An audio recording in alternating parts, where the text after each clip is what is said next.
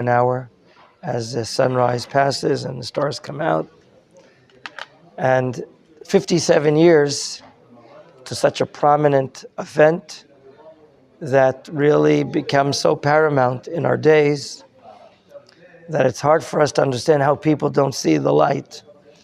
And maybe through what we're going to study, hear about stories, we'll better understand why is it a day of praise? Why are we relating to so many miracles that God intervened on our behalf? And we have the heart back. Yerushalayim is the heart of the Jewish people. Okay? Kiryat Shmona is so important, unfortunately, blazing in flames yesterday because of the rocket sent by the Hezbollah. But Kiryat Shmona is one of the arms. Beersheva is one of her arms. Okay? Rehovot, Ramle, Judea and Samaria, one of the arms. But the heart is Jerusalem. And we'll understand why in a moment. Maybe I'll say it right away. By the way, a lot of the things I want to share with you are in this 6-day war scroll put out by Dr. Chagi Ben Artzi. He's a professor at Bar Ilan University, an acquaintance of mine. I'm not on a level to say a friend of mine because he's a tremendous scholar in Torah and historian. And I mentioned to a few of you, I was fortunate that when he was working at the teaching seminary, when I was getting my teacher's degree, he was sent by the Board of Education to be the proctor over my class, which was an examination. So I imported Israeli students into my shiur, and I taught a shiur on David and Goliath in Hebrew. The board was ready. The game plan of the shiur was ready. And he remembers until this day, from 20 whatever years ago, I sat in your examination, sure, and I gave you a passing grade. Thank you very much. It must have been 25 years ago, or 20 to 25 years ago or so. Isn't he Sarah Netanyahu's brother? What's that? Sarah Netanyahu's That's right. brother. He's right. He's the brother-in-law of the prime minister. In this book, there's a prelude or introduction by an acquaintance of mine, the former head of World Mizrahi, Rabbi Doron Perez from South Africa. When I was leaving Yeshivat Beit El, he was beginning his studies in Yeshivat Beit El, and unfortunately he lost a son a few months ago in the Armory Division, if I'm not mistaken. I went to pay a Shiva call, gigantic, hundreds of people coming here. He's well known. He's from South Africa. He was working on Aliyah matters as well. I want to start with the words. So a lot of the things I'm going to be sharing with you are from this 6-day war scroll. And I'm hoping that you're going to be hearing things which are much more different than what you're used to hearing from your rabbis here in Machon Meir, which are talking about the intrinsic, the inner meaning, significance of Yom Yerushalayim. I want to start off with the great words of the Ramban. Sorry, let's treat the father of all medieval commentators, we call him Avihem Shel HaRishonim. And by the way, let's dedicate our study here, Aleph, to the memory of all those that fell in duty and not in duty, soldiers and civilians that gave up their lives for us, the Jewish people, and for the land of Israel. Let's dedicate to this shiur to the healing of the thousands. We have thousands of soldiers that were injured until now. And we pray that they be healed as soon as possible and come back to their loved ones and dear ones. And pray for the strength of the parents of the soldiers that have lost their dear ones, that are showing tremendous, tremendous courage, everlasting strength in this war, which is already 8 months old. And I want to read the words of one of our greatest thinkers more than 800 years ago, the Rambam. The Ramban, not the Ramban, Rambam, I'm sorry. He was asked, could you describe to us what is Yerushalayim? What is Har Rabbi at the Temple Mount for us? What does it mean not just to the Jewish people, but to civilization, to the world? And the Rambam says, and this is a direct quote in an English translation from the Mishnah Torah, in the laws called Hilchot Beit HaBechira, the laws of the Beit HaMikdash. And the Rambam says, and I'm quoting, and it's a tradition accepted by all, that the place where David and Shlomo, King Solomon, where they built the altar at the threshing floor of Aravna, was this place, I'll add, the same place that Avram Avinu built the altar and where he bound Yitzchak Avinu upon it, the same exact place. And that was the same place that Noach built upon when he left the Teva, when he left the ark. He also built an altar in the same place on the Temple Mount. And what about Cain and Hevel? Cain and Abel? Exactly like you're saying, Micha. That's the same altar upon which Cain and Hevel sacrificed. And what about Adam HaRishon? Let's go far, far back. Okay, Adam HaRishon, okay, he was created from the dust of the earth of the Temple Mount. Okay, as it says by our sages, man was created from the place of his atonement. So if we're talking about Yerushalayim, the implication has to be very clear. The world started on the Temple Mount. Okay, the human saga, in the language of Rabbi Perez, began here.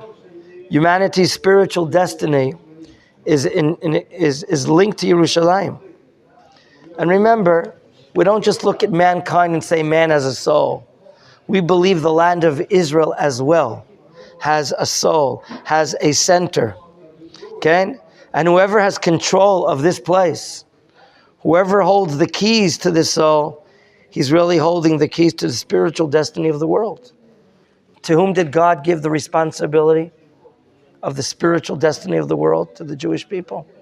And that was the battle between Yaakov and his brother called Esav. Who will be in charge of the spiritual heritage, the spiritual destiny of our world? And now we look back.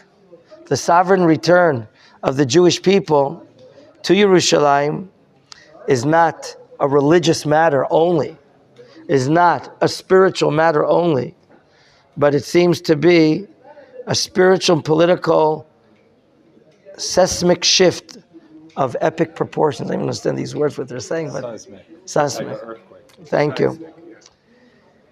So one of the unique ways that we're taught by our educators and our rabbis how to view things is not to be narrow-sided and just look here and see the problems as well and be critical and say, oh, this is not the redemption and this is not this and this is not that. Why is this that way? God doesn't like, our Talmud teaches us, people that are critical of the Jewish people. The Gaon Vilna says, HaKadosh Baruch Hu soneh hamekatrogim. God hates those that are prosecuting the Jewish people. He wants us to see the good in the Jewish people. He wants to see the positive sides. It's a simple thing to see what's lacking, what's missing. In a moment I'll show you what's lacking. Amen.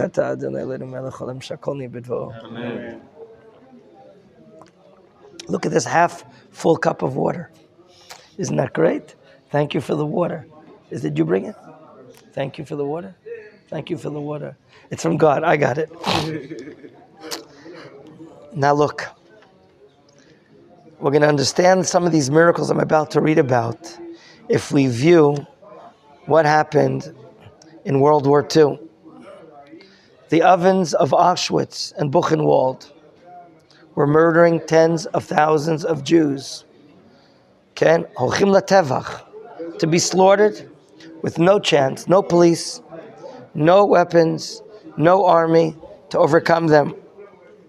We're a stateless, wandering people. And, wow, a state was founded after the ashes of Auschwitz. There's room next to me. I took a shower. I'm not going to tell you when. Okay? Who remembers the dry bones prophecy of the prophet Yechezkel. Okay? The collective physical body of the Jewish people had been resurrected. The Jewish people began returning with the coming of the state of Israel in Tafshin Chet in 1948. Okay? Now, the body's not enough. What did the prophet say? Quote, V'natati lachem leiv chadash. I shall place for you a new heart. That's the soul. In Tafshin Kafchet in 1967, the upcoming freeing, reunification of Yerushalayim, the nation of Israel would receive their soul. The nation would be tapping on to its spiritual destiny, Yerushalayim. She would no longer just physically surviving, but spiritually thriving. Because Israel without Yerushalayim is to the Jewish people like a body without a soul. Yerushalayim without Israel also, Jerusalem without Israel is a soul without a body. Together, both Yerushalayim and Israel, we are one, a unified entity, physical and spiritual, united. Heaven and earth, national and religious, secular and sacred, fate and destiny, surviving, but not only surviving, thriving. The particular and the universal are all woven into one holistic whole situation. And what was lost has now been reclaimed. The Jewish people are coming home. The great Hebrew prophets had predicted the return to Israel and Yerushalayim in scores of ancient prophecies. Okay? And now we're seeing. All of you are born after this miracle of the 6-day war. This is part of the messianic drama and the Jewish people's historic redemptive mission. So, gentlemen, we're about to touch upon the 6-day war that we experienced that maybe in the annals of history never, ever transpired. A 6-day war.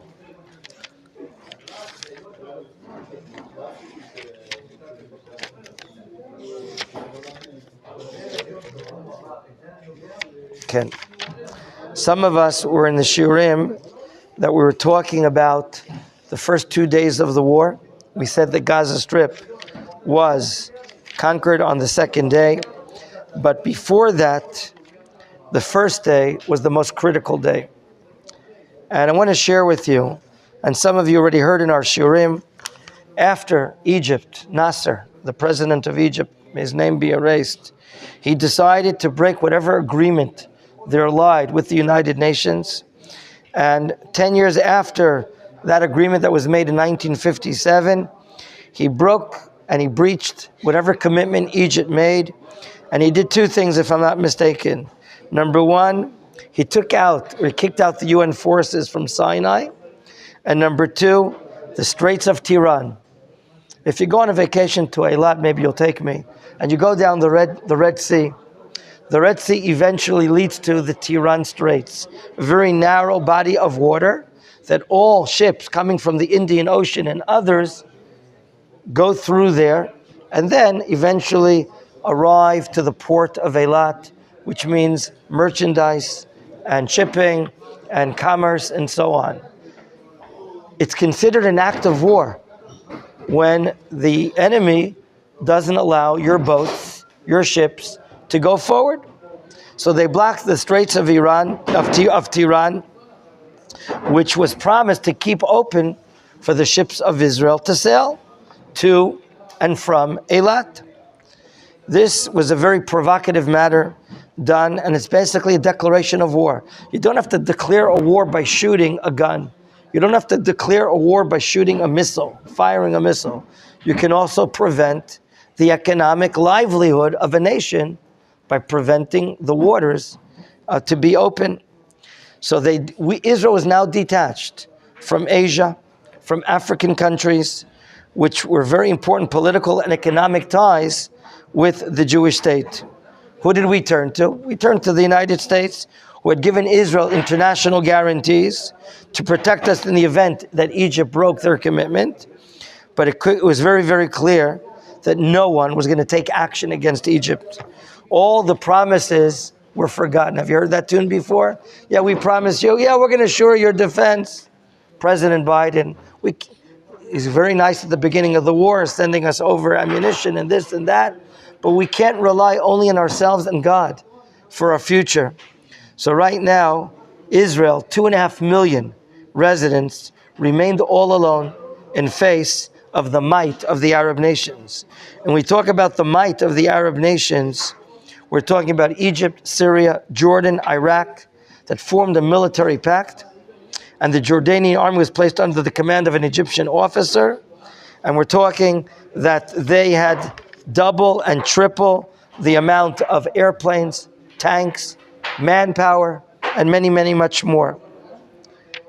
What happened was, as the military threat loomed over and getting closer, and the sense of isolation and fear increased, and 22 years ago, our vivid memories come back. Holocaust, what we went through.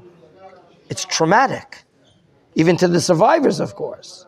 It's traumatic for those that were not there, that were refugees in Europe and came to build our country, okay? What happened during these weeks after these acts of war were done, outside of Israel, observant and non-observant Jews in the United States and Europe filled synagogues around the world praying for Israel's survival. The rabbinate of the army was sent out to major cities to begin digging graves, because the fear was that scores of tens of thousands of Israelis, of Jews, would be killed in this war. And they better prepare for digging graves, to God forbid, for doing so. My wife says she remembers, she was only, I think, 5 years old then, that she saw people at the edge of the town that she was living in, outside Ashkelon, that they were building graves. She saw that. And she saw the army vehicles moving on the road all the time. Gentlemen, a national unity emergency government was formed in fear of the upcoming war. The new government was still led by Levi Eshkol. Some of you know there's Eshkol Boulevard leading up to Mount Scopus. We're going to be there tomorrow. And the chief of staff of the former operations was Moshe Dayan. And there was increasing support within the government for a preemptive strike. They sat in closed doors. Do we wait till we're hit, or do we attack first? You all understand how severe the decision is. And therefore, on June 4th, the National Unity Government decided to initiate an attack to defend the nation of Israel against the advancing Egyptian army in the Sinai Peninsula and coming towards closer and closer to the Gaza Strip and so on and so forth. The plan was codenamed Nachshonim. We learned that in the Parshat Shavua. Who was the leader of the tribe of Yehuda? Nachshon ben Aminadav. And the term Nachshon becomes a courageous matter, a first. Like Nachshon was, according to the Midrash, the one that jumped into the Yam Suf. The government approved the plan. All members of the general staff expressed their confidence in the IDF's ability to defeat their Arab foes. And the decision was taken with a heavy heart. And Israel was still warned by the US and others not to initiate the war. But the IDF commanders expressed their concerns that if we wait, we're going to pay a price of a lot of dead people in a war. Several leaders expressed their concern that the war might take a toll of between 20 to 100,000 lives. Imagine. The numbers are insurmountable.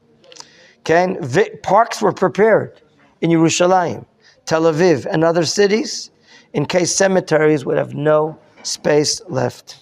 And therefore, on June 5th, 1967, Tafshin Kafchet, 7:45, the Sadin Adom, the red carpet command, was issued. Remember, they used code words because who's listening probably to our radios? The United States, the Arab countries. They have ways of jamming our radios, listening to our radios, and therefore all code names were used. And it was called Sadin Adom. So the IDF, after 3 weeks of nerve-wracking waiting, we marched out to crush Israel's enemies. the same enemies that are rising up to destroy ourselves. Here is an anti-Israeli cartoon published in an Arab newspaper during the time of the war. Can you see and understand what the point is? One Jew surrounded by many rockets of the Arab countries, ready to destroy us. You see it? Terrible. Okay? And what did King David say? Let us cut them off from nationhood, and the name of Israel will no longer be remembered. That's what the Goyim are saying. We will inherit God's pleasant dwelling places for ourselves. Tehillim 83. A little background to something that happened 2 blocks away and 5 blocks away. I'm referring to Merkaz Rav Kook Yeshiva, and I'm referring to the famous Binyanei Ha'umah. On Independence Day, that's 3 weeks before, okay? The same time the Egyptian army started moving forward into Sinai, 2 events in Yerushalayim had prophetic significance. Tonight, like it had, not tonight, no. Tonight is the 20th of Iyar. But on Independence Day in the yeshiva, the great rabbis celebrate with the students Independence Day. Festive prayer, festive meal. And our great mentor, the head of the yeshiva, Rabbi Tzvi Yehuda Cohen Cook, spoke about the holiness of Independence Day and the importance of this day. Suddenly, before his students and the other rabbis, he raised his hands and he shouted with great emotion. Maybe you heard it from your rabbis here this week. Where is Hebron? Where is Shechem? Where is our Hebron? Where is our Yericho? Where's the eastern side of the Jordan River? Psh. And he continued to tell his students and teach them that you cannot concede even 1 inch of the Holy Land. Why? It's not ours. It's God's inheritance, particularly ancient Yerushalayim, the holy city. 3 weeks later, Yerushalayim was liberated. Shechem was liberated. Hebron was liberated. As if the rabbi touched upon a prophecy. That's one event. Another event is this woman. This woman called Nomi Shemer, one of the popular folk singers in the country in blessed memory. She comes from the same kibbutz Rabbi Yoav Malka, the Rav of, if you know Rav Yoav Malka, he comes from kibbutz Kinneret, right by the Kinneret. She was part of an Israeli song festival. And it was in full swing, even though there was a lot of tension. And the most prominent song that apparently won prize was the famous song, Yerushalayim Shel Zahav, right? Yerushalayim of Gold. It was sung for the first time, and it became an immediate hit. The entire Israeli public started singing the song. The song is lamenting a divided Yerushalayim, the city which sits alone with the wall at its heart. The song expresses the yearnings for the old city of Yerushalayim and the Temple Mount. Okay? We have the song here, Hebrew and English. Wow. Wow, that is... Wow. Wow, that's so significant. Wow. Is your middle name Yerushalayim? Did you know that Rav Kook made Aliyah on the date of the 28th of Iyar? He was born again. Rabbi Avram Isaac Cohen Cook was born. Came on Aliyah on the 28th of Iyar. And it's also the Yortzeit of Shmuel Hanavi. Nachon, Dani? Dani, it's a gam Yortzeit of Shmuel Hanavi. So you're very, very important. So the Yerushalayim Shel Zahav, she sung that song. It's as if prophecy came here. I want to read to you what happened that morning when we attacked, the surprise attack. I started telling you the other day, almost all of the Air Force left 7:15 in the morning to the Egyptian airfields. Only 12 fighter planes remained in Israel to protect the country. Okay? This is called Operation Mokaid Focus, which launched the war, carried monumental risks. Why? Egypt had a very advanced anti-aircraft system. They could identify our planes with ease.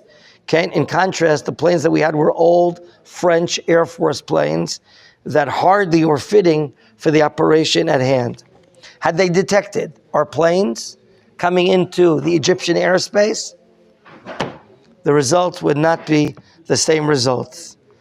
Now, we flew at total silence, low altitude of about 20 meters above sea level, with precision, with discipline, and exactly 7:45, 30 minutes after takeoff, the Israeli planes hovered over the Egyptian airfields, and we bombed the runways, effectively putting the enemy planes out of action, because a plane without a runway, it can't take off. It's not a helicopter that vertically alights. You need a few hundred meters. Then the Israeli bombers attacked the planes on the ground, almost none of which managed to take off. Within 1 hour, listen to the statistics, more than 200 Egyptian Air Force planes were destroyed. Almost half of the enemy Air Force. Now, how did that happen? This is the first wave of attack. We did lose 8 planes in the first wave. Five pilots were killed. 2 were captured, and 1 was rescued by a helicopter team in a daring mission. No one in the IDF thought in his wildest dreams that we'd be so successful. Who can express the power of God and tell his praise? I want to skip a lot of things and ask ourselves, how did this victory of 6 days really take place within the first few hours of the matter? So I want to read the pilot's story. Listen to this.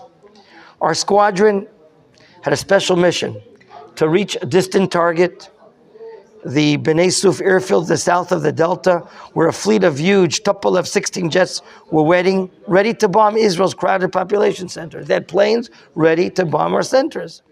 The Egyptians were certain that no Israeli plane would be able to fly so far and bomb their planes. It was clear to us that the success of the mission depended on each and every one of us, and that our success was the key to the entire war. Along the way, we passed a large convoy of Egyptian tanks. Imagine, the Air Force planes see the Egyptian tanks on their way to Israel. On the way to Israel. Next, at that moment, and I saw the armored vehicles with hundreds of soldiers happily waving at us. They thought that we were Egyptian planes. 2 bombing forays over the runway. No wind, no white pass, easy giant targets, all the bombs right on target. Their anti-aircraft fire was pathetic. We had completely surprised them. All the missions were completed. All of us were alive. This is the squadron, the team of jets and Air Force fighters speaking. Homeward bound, we made a U-turn and we started going back. Brigadier General Ron Ronain, the Mirage Squadron commander, says, in the first wave I led a formation of 4 Mirages on the Anshas airport at the entrance to Cairo. 42 MiG-21 jets, the most advanced Soviet interception planes, which are poised for immediate takeoff. And if they take off in time, we've lost the element of surprise. But if they stay on the ground, we can destroy everyone. At exactly 7:45, this airport is right in front of us. The MiG stand armed in their interception positions with the pilots in the cockpits.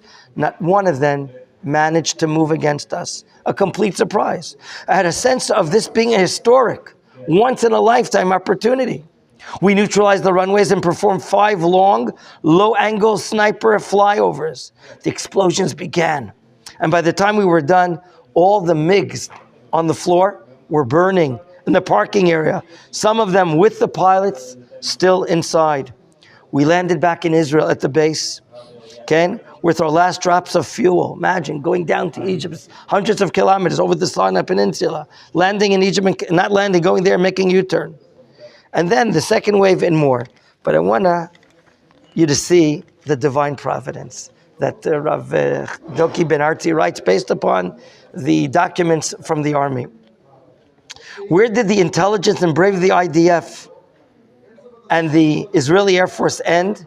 And where did divine providence begin? The answer, in Hashem's directing hand, is revealed in the details, the circumstances, and what we call coincidence. Nobody expected, could not have expected. Listen to this. On the eve of the operation that we did, the Egyptian deputy president and war minister, Abdel Amr, decided he would take an air tour tomorrow morning above Sinai and meet his officers stationed on the Israeli border. He invited some senior army personnel, and they were all due to take off in a special plane leaving Cairo at 7 a.m. Remember, our planes left at 7:15, arrived in the Cairo airports at 7:45. A delegation from the Iraq army, headed by Iraqi Prime Minister, was also invited to join the same trip. Now, how do you ensure the safety of these VIPs in the air? What do you tell your army? Don't shoot. No one shoots in the air between the hour of, 7:15 to 7:45, right? So the orders to cease their fire between 7 and 8 in the morning. That's precisely the hour the Israeli jets, pilots, were set off to their mission. The deputy prime minister command also stated that any anti-aircraft shooting had first to be approved by him. And where is he? He's inside the airplane. This led to two outcomes crucial to Israel's victory. First of all, there was a lull in the alertness of the Egyptian anti-aircraft operators. No one can shoot anything whatsoever until they get an order from above. Number two, what did they use their time? The anti-aircraft people went to eat breakfast in the army's base. Secondly, and most importantly, when the Israeli planes appeared over the Egyptian field, the soldiers couldn't open fire because Amr's command forbade opening up fire.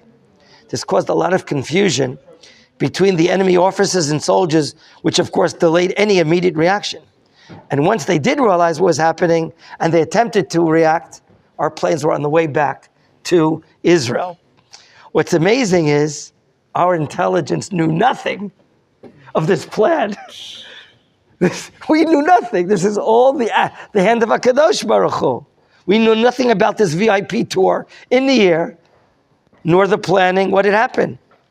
At the exact time, that the Israeli planes were flying over Sinai, the Egyptian commanders were about to land at the Refidim airfield, but they didn't, because at the last minute they saw that it was bombed. The airfield that they wanted to land, it was destroyed. The Israeli pilots asked for a green light. They saw these large Soviet 14 transport planes in the air. And we asked for what? A green light to knock them down. But the request was refused because there might be civilian passengers on board. Unfortunately, we're very moral, very ethical, not to kill quote unquote innocent civilians. And this is how the Egyptian top brass escaped IDF fire, although all those that participated in the trip were later court-martialed and they were killed. That's story number one. The next story is not less astonishing. On the morning of the first day of the war, as in the previous mornings, the Egyptians launched flight sorties over the shores of Sinai with 4 new MiG-21s. These flights began at 4:30 in the morning and ended at 8:30. The aim was that the Egyptian Air Force wanted to have planes in the air in the event that we have a preempt attack, And they were assuming that maybe during the morning hours, the Israeli attack would come. So what happened in the first morning? The reconnaissance mission set as usual, but the 7:30 takeoff, they did a 4:30 takeoff, 5:30, 6:30, and 7:30 takeoff. It was delayed. Why was it delayed?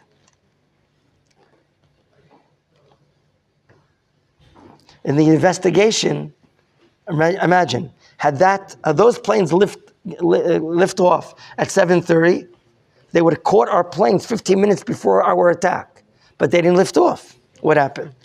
The Egyptian chief of staff made an investigation, which they conducted after the war.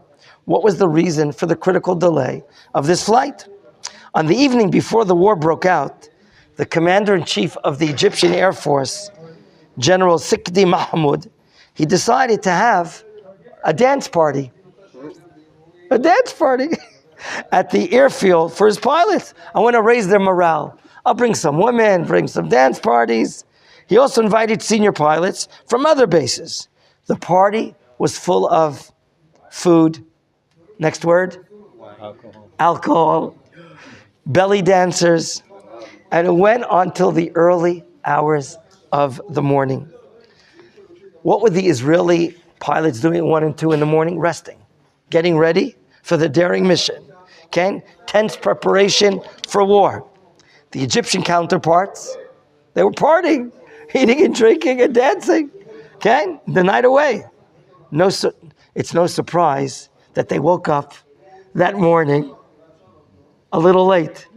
Okay? For their 7:30 liftoff. And this led to the sex. This is called Hashkachat Hashem. That led to the matter that we were able to destroy the airways, plus destroy their planes on the ground. And within a few hours, the Egyptian Air Force was knocked out, which led to the success of the war. Gentlemen, furthermore, regarding the Gaza coast, which we talked about today for some time in Ashur, which we were able to release the Gaza area, which of course is the land of the tribe of Yehuda, as we know, and a lot of maneuvering. We lost soldiers. The tanks were very successful, but it was a very key day that on the second day, we won the war freeing Gaza. The third day was the Shichrur, the freeing of Yerushalayim. I want to share with you, do you know, from 1948 until 1967, Yerushalayim was divided. If we travel on Yirmiyahu Boulevard, going east towards Mount Scopus, halfway down between the avenue called Shmuel Hanavi Street, which to the left takes you to Samuel the Navi prophet, and to the right takes you to the gate of Shechem. Okay? That was the border. The French Hill was not developed.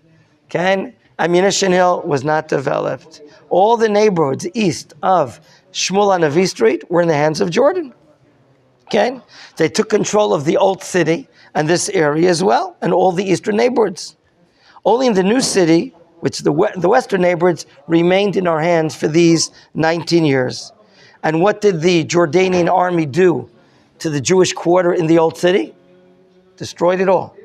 They razed the entire matter. They destroyed all the buildings in the quarter, the Jewish quarter, with all the ancient synagogues too there as well. They also destroyed the Jewish cemetery on Mount Olives, east of the old city. Above all, the Jordanians flouted the armistice agreement and forbade Jewish entrance to the Western Wall. According to the UN agreement, we were supposed to have access to go pray at the Kotel, but they took that away from us. And also, Hebrew University with Hadassah Hospital in Mount Scopus, they also did not allow us to get out there. With the outbreak of the war, the Jordanians began heavy bombardment on Yerushalayim, causing injuries and death to Yerushalayim residents. The Jordanian Legion, let's go now south. Do you know where the promenade is? Overlooking the Temple Mount. Okay? We call that Armon HaNetziv, the Commissioner's Office of the UN then, between 1948 and 67. The Legion captured Armon HaNetziv in the south part of the city and reinforced the siege on Mount Scopus with dozens of tanks. On the first afternoon of the war, the Israeli government emergency session called on the IDF to stop these attacks, eliminate the threat to the capital of Israel. First up was the Jerusalem Brigade. We heard this story with Rabbi Gon. Okay? They chased the Jordanians out of Armon HaNetziv. Later they captured Jordanian army post in south of Yerushalayim, near Tzur Bacher. Tzur Bacher, from the Commissioner's Office of the UN going to Beit Lechem, going south, we captured those posts. Although they fought stubbornly, and the brigade suffered many injuries. However, the reserve paratrooper brigade also entered the action, led by Mordechai Gur. Remember, they, as Rav Bigon told us last week, were supposed to be stationed in Sinai to fight the war in Sinai against Egypt. But because we had such a fantastic victory in the first day over the Egyptian Air Force, they decided to turn the paratroopers, don't go down south, we're going to give you maps, studied for the first time in your life, the maps of Yerushalayim, and go help fight the war and release Yerushalayim. So they were led by Mordechai Gur, Mata Gur. Like we said, they were supposed to be in the area of El Arish and Sinai, but it was clear that they were not needed there. And now a new task, to conquer the area between the new city and Mount Scopus, which we're going to see tomorrow, God willing, and reinforce the small military force on the mountain. Now, for several weeks, Matagor and his troops had planned for battle in Sinai. They were planning, practicing, doing everything. But because of this last-minute change, they now had less than 12 hours to familiarize themselves with the routes and the topography. What's East Jerusalem like? How do we go from one area to another area, the residential areas? With only partial intelligence, with a dire lack of maps and complete darkness, the troops charged into battle 2 a.m. on the third day, the second day of the war. During the night, the brigade engaged in fierce fighting on Ammunition Hill. Do you know where Ammunition Hill is? That's the boulevard right before we go up to Mount Scopus, which was a well-protected Jordanian base on the way. Now, we lost a lot of people. There are bunkers there. You can visit the area. And many people, when they enlisted the army in the Jerusalem area, the place where the army collects, where the parents say goodbye to their children, is on Ammunition Hill. That's the place where you say goodbye, and then they're taken by buses to the enlistment factory, and so to speak. Now, with no aerial or artillery help, and with small numbers, the brigade finally managed to gain control of the area of Ammunition Hill, losing fighters and having many wounded. Indeed, after the war, many of the soldiers participating in this battle were given awards of Medal of Honor, for the bravery and the perseverance. And therefore, on the second morning of the war, the route to Mount Scopus was opened once again. The threat to Mount Scopus was removed completely after a battalion of the Harel Brigade took out the Jordanian post on French Hill and Givat HaMiftar. There's a neighborhood today called Givat HaMiftar next to French Hill. And as the second day of the war progressed, after some bloody battles, both brigades, the Jerusalem Brigade and the Harel Brigade, were positioned all around the old city. What do? Do we attack? Do we not attack? In our furthest minds, we never were planning the freeing of the old city. The Jerusalem Brigade took over the Abu Tor neighborhood. Who knows where Abu Tor is? Just south of Mount Zion. Right, you have Mount Zion, that's the south side of the old city. You have a valley down below, which is called Giben Enom, or Gehenom, right? And then on top is the Abu Tor neighborhood. Rabbi Fireman, for instance, lives in a area where there are a few Jewish families in the Abu Tor area, and next to it is a large Arab presence even today. So the Jerusalem Brigade took over the Abu Tor neighborhood in the south of the city, and the paratroopers captured Sheikh Jarrah in the north. What is north? You know where Rockefeller Museum is? At the corner? So when you travel north, you're going to Wadi Joe's and Sheikh Jarrah. We'll see it tomorrow. That's north of the old city. At this point, the government had to make a decision. Whether leave the situation as is, without freeing the old city, or neutralizing the enemy and just staying like that, or should we advance and gain control of the whole of the Yerushalayim, including the old city? Now, the IDF generals, they were the former Palmach fighters of 1948. Yitzchak Rabin, Uzi Narkis, Uri Ben Ari, Yigal Alon. There was a lot of trauma. When we lost the old city in the War of Independence, it was in their hearts, in their souls, such a difficult matter that we lost the old city. Can they overcome that mental, emotional trauma? Okay? The Jewish people's holiest sites, the object of our prayers, the dreams of generations. And let's say we're sitting now in the cabinet. The vote was almost split amongst the government ministers. Many felt on the one hand, this is a historic opportunity. We can't miss it. While others claimed America, Russia, the world superpowers would surely oppose our occupation of the old city. Have you heard that story before? Have you heard of world pressure against Israel? And maybe the IDF should not go further. Defense Minister Moshe Dayan said the following: we really need this Vatican. What does he mean? He's relating to the old city, the holy sites. He said he called it a Vatican. And Prime Minister Levi Eshkol weighed all the options. And it was only after a long hour of discussion, the government made a decision, which is to have enormous significance and implications for generations to come. We're going to liberate Yerushalayim's old city. The order was given to charge forward, while taking great care to make sure no damage would be done to churches, no damage done to mosques. And at 10 a.m., the third day, the third morning of the war, the 20th of Iyar, the brigades charged through the gates of the old city. On the one hand, the Yerushalayim brigade entered Dung Gate. You know where Dung Gate is? Sharashpot. That's where the buses go into, right? Lead you to the Kotel. And at the same time, and they took immediate control of the Jewish quarter. In other words, they came into Dung Gate, and they made which turn? Left turn, right? To climb up to the Jewish quarter, to overcome the Jordanian soldiers there. However, the paratroopers, in Hebrew, Tzanchanim, okay, with the help of tanks of the armored brigade, they went through Lion Gate. Now, on record, God willing, tomorrow, we, this generation of today, were scheduled to enter into the old city. I hope it still holds by the police, Lion's Gate, called in Hebrew, Shar Arayot. It's a very, very momentous time. If we, with our feet and our spirits, of the national return of the Jewish people with the flag of Torah and nationalism are going to go through the same gate our paratroopers went through. Because from there, you know the story.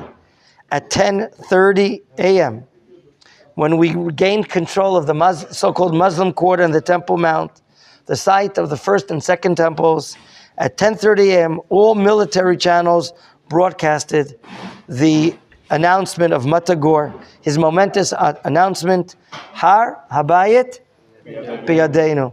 The Temple Mount is in our hands. He said it twice, Har Habayit Biyadenu. It was a moment of emotion, elation.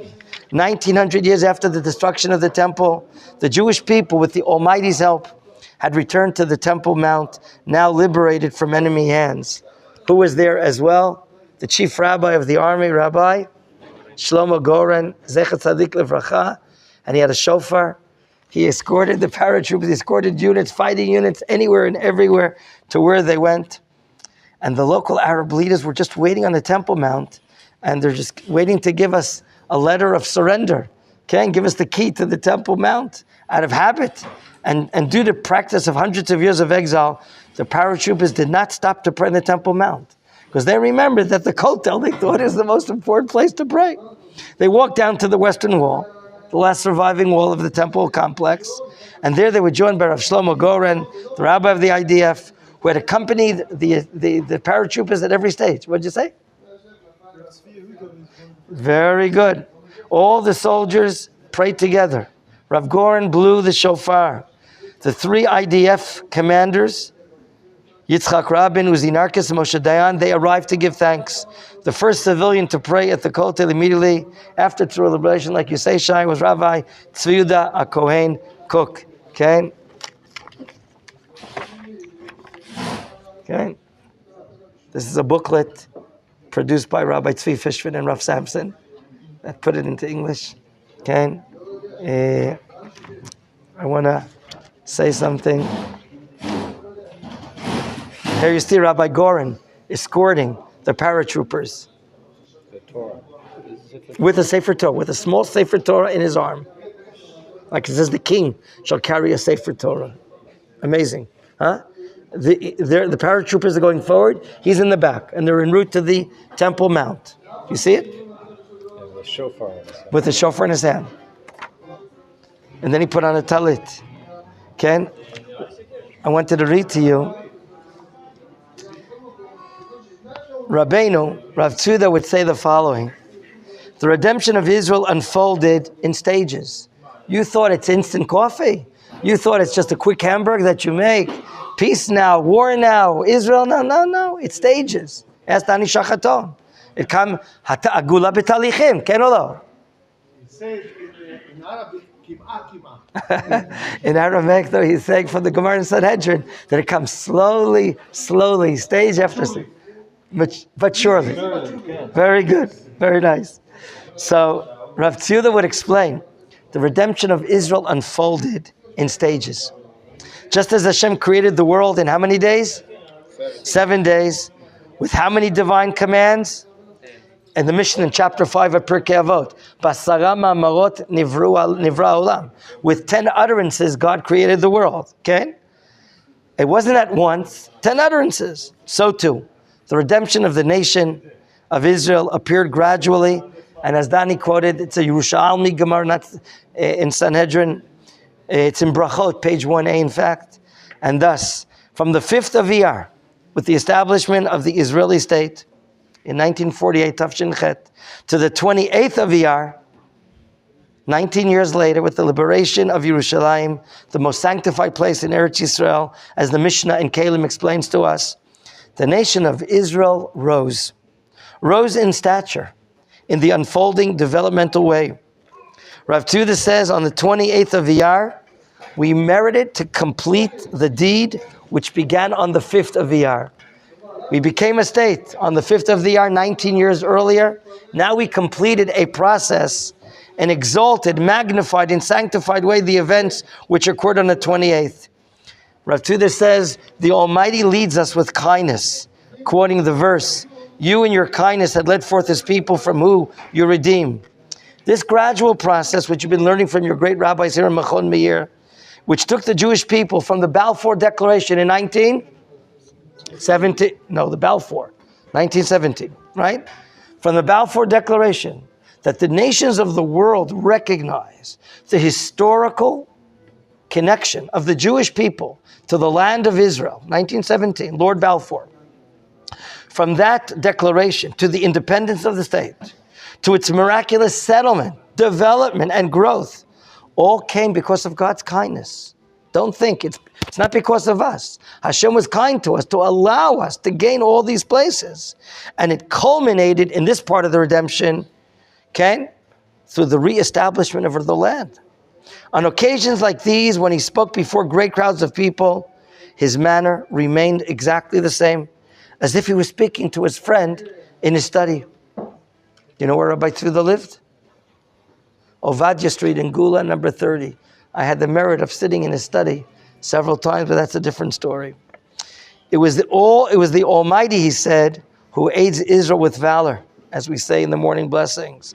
It's God who instilled courage and selfless bravery in the leaders of the Jewish people to proclaim that the state of Israel has arisen. Tomorrow, there is a change. There's an updated schedule for tomorrow. I don't know if you see it. The plan is now we're going to leave by foot here at 2:15 and walk next to the Supreme Court. There's a forum of people that are courageous. Some of them have lost their children, and they're there to encourage the state of Israel not to stop the war. They don't want that their children died in a war for naught. We must continue the war and wipe out the enemy. If it'll take another aim, it doesn't make a difference. So we're going to join that forum tomorrow and maybe hear a speech from a bereaved father that lost one of his sons. And from there, we'll be taken by bus to Mount Scopus. That's the plan for tomorrow. So Rav Tzuda would emphasize that it's God that aids Israel with valor, who instills courage and selfless bravery in the leaders of the Jewish people. Today, the soldiers. Today, the parents of the soldiers, with tremendous bravery, with tremendous spunk. In the hearts of the soldiers of Israel, God has planted the bravery to sacrifice their lives. Is there a more sanctified matter? Men, young ones and older ones, wearing their uniforms, willing to give up their lives. For the Jewish people, there's nothing more holy than that. The selflessness. And therefore, it was God that Rav Tzuda declared who had kindled the spirit to overcome all of the forces. In other words, when a miracle of courage of this happens, as Tosfot says in the Gemara, Masechet Bava Metzia, this is called, when the courage of Israeli leaders rise to protect us and win wars, that's called a miracle by God. The way to fight wars, the know how to fight wars. And therefore, in this 6-day war, God brought us to an even a greater height. As it says in Shemot, you've guided them with your might to your holy dwelling place.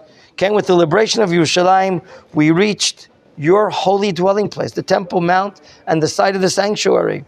And therefore, remember, the nation's innermost strength are concentrated in Yerushalayim. That's where the kingdom of Israel started. That's where the cradle of prophecy was. That's the place of the Sanhedrin, the chamber of the hewn out stones, he said. Yerushalayim enjoys a more exalted sanctity from all the rest of the land of Israel. Not only in quantitative sense, but in a sense that her higher sanctity is derived from all the rest of the land. So gentlemen, after that great service, when Rav Tzuda arrived and the Nazir arrives from the Merkaz Rav Kook Yeshiva, only a few days later, the morning of the holiday of Shavuot, 200,000 residents of Yerushalayim walk for the Vatikin, the Nates Minyan, on the morning of Chag Shavuot. How could they pray to Kolto? There were Arab houses all over the area. Everything was destroyed. The engineering corps brought in these big tractors, leveled everything out so that people can go pray on Chag Shavuot at the Kotel. And as Yechezkel says, they will live on the land that I gave my servant Yaakov, within which your fathers lived. They and their children's children will live in it forever. I want to share with you, as we just only have a few more minutes, day number 6. Anyone recognize this terrain, this type of area? Very good. It's the Golan. This is a famous mountain that has a hump, like a camel. What is the mountain called? Gamla. Gamla. What happened there, like what happened in Mitzada? Are you familiar with the story? What happened in Mitzada? The trees? What happened in Mitzada? What? Suicide. Same thing happened here. We tried to fight off the Roman army for years and years and years. And it's a museum today. You can see it. I've taken our students in the past. And now I want to share with you 6. This is Gamla in the Golan Heights, up north. Did we hike on this one? No, not in our last trip. Last year, no, we didn't go there. Maybe this year we'll see. For 19 years, since the War of Independence, the residents of the Chula Valley, Chula, gentlemen, Kiryat Shmona is the upper Galilee. The Lebanese Hezbollah are on top of the Naphtali Mountains shooting at us. The city below is Kiryat Shmona. You with me? Try to imagine that. The valley in between the Naphtali Mountains and the Golan Heights is today the most fertile valley probably in the country, called Emek Chula. Your pears, your apples, your avocados, your nectarines, they grow there in quantities that you cannot imagine. One of the most, and it was a difficult area. Now this Chula Valley, and below it, what's the name of the lake below it, about 20 kilometers down below? The Galilee, the lake of the Kinneret, were suffering from Syrian bombing all the time. They were positioned on the Golan Heights, shooting down. Do you realize? You're on the Golan Heights, they're shooting down hundreds of meters over the Jordan Valley, and they leveraged their topographical advantage to harass Israeli towns. They also tried unsuccessfully to divert the waters of the Jordan River and block the flow into the Kinneret so that we wouldn't have, sweet water. This caused great tension between the two countries and was the main reason for the 6-day war as well. Yet the Syrians had not been affected by the first 4 days of fighting. Why? Gaza and the Sinai Peninsula was liberated from the Egyptians. Yerushalayim, Yudah, Shomron, Beit Lechem, Hebron, and Shechem from the Jordanians. And all this while, Syrians had not lost an inch of territory. On the contrary, in the first 5 days, they used the IDF's involvement down south to bombard the Jordan Valley villages as heavily as they could. After the war, it became apparent from captured documents that there had been a Syrian plan to infiltrate Israeli territory on the morning of the first day of June 5 and conquer the eastern Galilee. But the same morning, what did we do? Listen to this. Israel had attacked and destroyed the Arab air forces, and their planes were aborted. After Israel defeated the Egyptian and Jordanian matters, the world powers pressurized Israel. Please make a ceasefire. Don't go forward. Even threatening with severe sanctions. Can you imagine? Okay? In light of the impressive victories attained so far over Egypt and Jordan, the government was inclined to succumb to the international pressure. The residents of the north, though, were shocked, like they're shocked today. You know how many people are not living in their homes today in northern Israel? I think 100,000, right? They're not living in their homes. Some were blazed yesterday in fire. In Kfar Giladi, Kiryat Shmona, homes were blazed. Because everything is so dry and hot, and when they shoot these rockets, it causes a fire.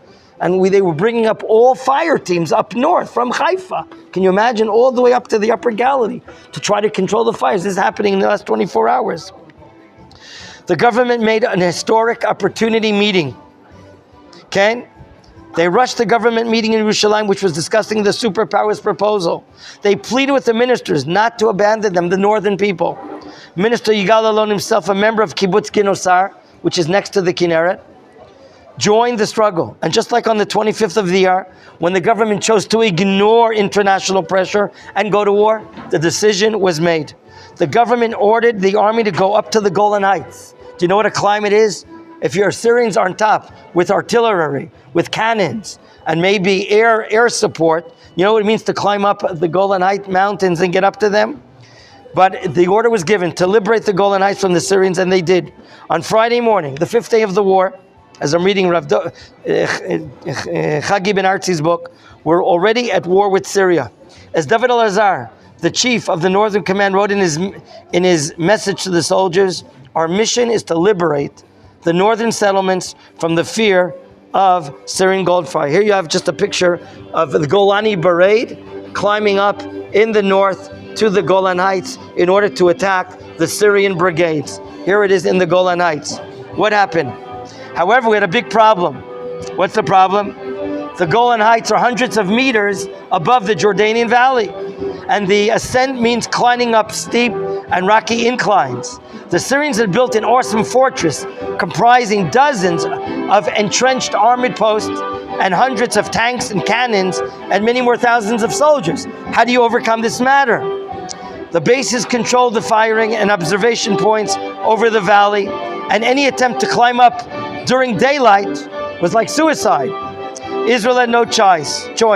Time was of the essence. They couldn't wait for nightfall, so Israel launched its attack on the morning of the 5th day, using their only advantage. What advantage do we have now? The Air Force. Okay? The Syrian Air Force was decimated, and therefore we can operate with strength and might. With aerial aid, the armored engineering, artillery, and infantry units swarmed up to the Golan Heights and began attacking Syrian outposts. With self-sacrifice, persistence, and devotion to the mission, the soldiers climbed the steep hill and we conquered the Golan Heights. Tov, we'll stop here and continue speaking miracles.